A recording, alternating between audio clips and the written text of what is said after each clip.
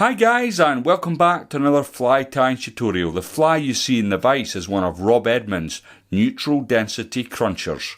So without further ado, let's get into it. The hook in the vise is a Hackle H25XH. It's a barbed hook, it's finished on a heavy wire, and as you can see it's bronze. The thread I'm going to be using today is from Simplify. It's the Nano Silk at 12/0. As you can see, it's black. And as always with the Nano Silks, what we're going to do is put a spot of super glue onto the shank of the hook, and then I'll get a bed of tying silk down onto it. Now, I don't tie a lot of flies with barbed hooks now, but this particular hook suits the profile of the fly we're tying today. And basically it's something that I think I've first seen Rob Edmunds use it, and it's basically a fly that can do, instead of a fab or a booby, a proper booby is what I would call something like a candy floss or a cat's whisker. It's more nymph-like, but with booby eyes to keep it just at that level of water when you want to be fishing higher up in the water column. Now I'm using this bedraggled hen cape that you see here, and I've already got a feather somewhere off it that I'm going to use for my tailing fibres. Now it's a hen hackle, so it'll have lots of movement in it, and I want to get a good few of the fibres from this stem. I'll pull them out at a 90-degree angle and then just pull them away. And then what I can do is line it up to the shank of the hook and catch it in. Now there's quite a lot going on with the body of this. It's basically, I suppose, the easiest description, it's a Nemo Cruncher with black booby eyes, more or less. So I've taken away the excess at the front of my tail there, and the first thing I want to add in, which is the last thing that will go over, is my wire ribbon. For that I'm using some copper rib. It's at 0.20 from Simplify, and again, if I can just about find it, I have it here ready to go, and I'm going to take that up towards the thorax, and then on the way back down I'm going to catch in some red hollow tinsel.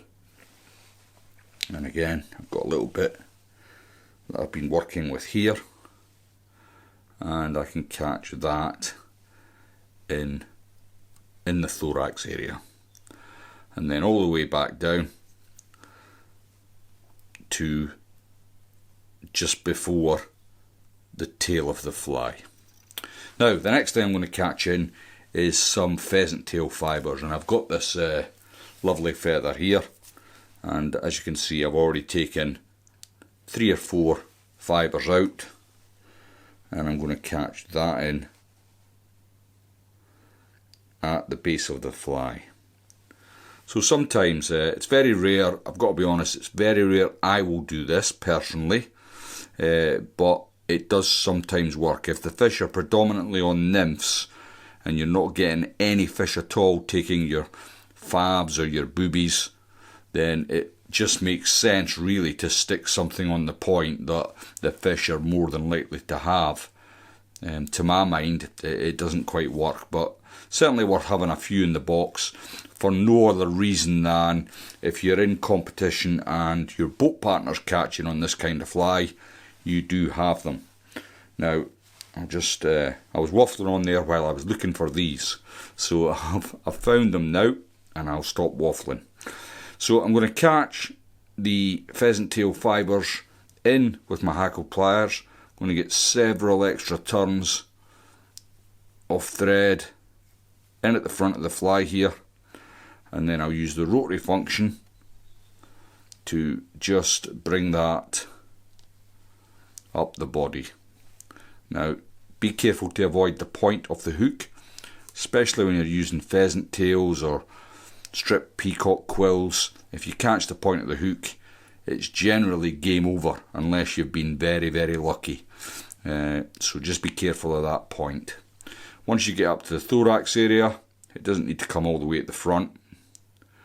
I'm going to make sure I catch that in a figure of 8, just to catch all that fibre.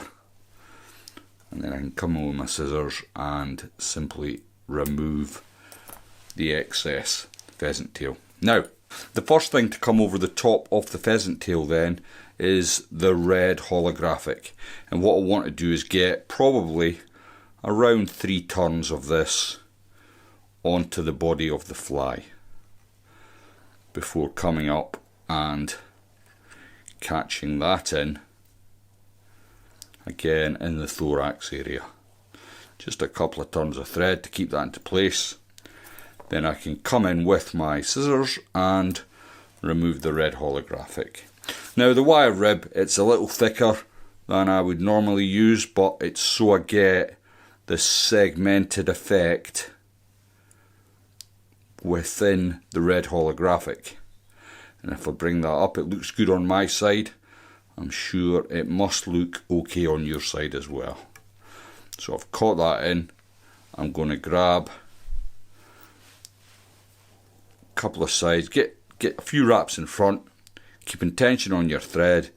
You can then helicopter that away. That's looking not too shabby. Now there might seem a lot of room at the front here, but that's because we are going to tie in some booby eyes. So before I go on, I'm just going to wax my nano silk just to get a bit of grip. And then from the same cape as I used for the tail, I've picked out a feather here and I'm going to catch in the tip with my hackle pliers, and then just off camera I'll pull all the feathers, the fibres even, down so I get that sort of Christmas tree effect there. And then I can take away that and catch in my hackle.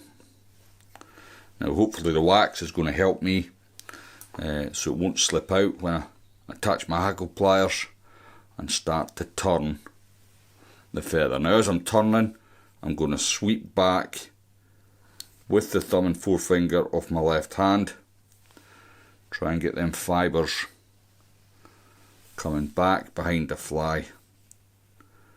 And again, I'm looking for around 2 to 3 turns. Try and open up them feathers as they're coming over. And then on the third turn, I'm going to come in and just secure that into place. He says, hopefully. Then I can remove the hackle pliers. Just going to slick back all the feather fibres with my thumb and forefinger, and I'm going to come onto the hackle itself. Now once I've got a couple of wraps down with the nano silk, I can grab this excess and just pull it away. And that's looking not too shabby so far, not too shabby. So while I'm getting the booby eyes, and if you're not sure how I get to this point with a TicToc, I'll stick a little link up in the corner there showing you how I get to the TicToc point. This is not a particularly good one. I've not really rounded the edges particularly well, but it's good enough for government work. So I'm going to drop my thread down,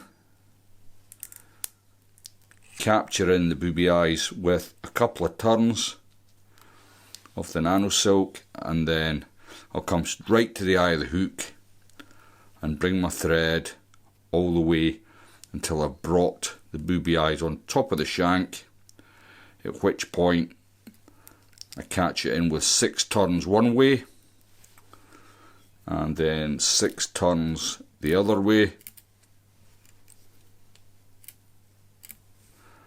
and then at the front I can simply build a little head,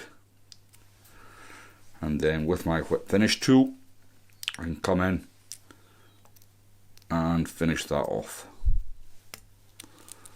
Now to finish the fly, there's a number of things you can do actually.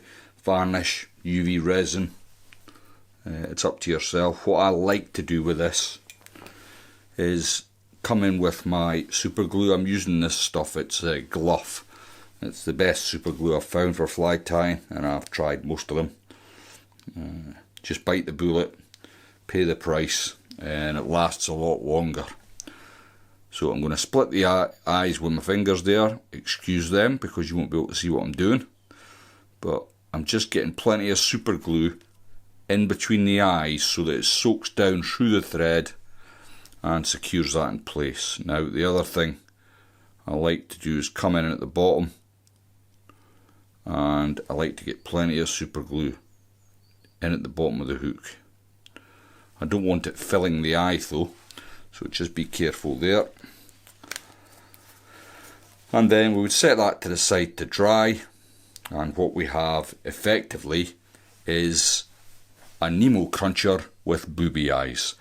Thanks for watching, and I'll see you all in the next one.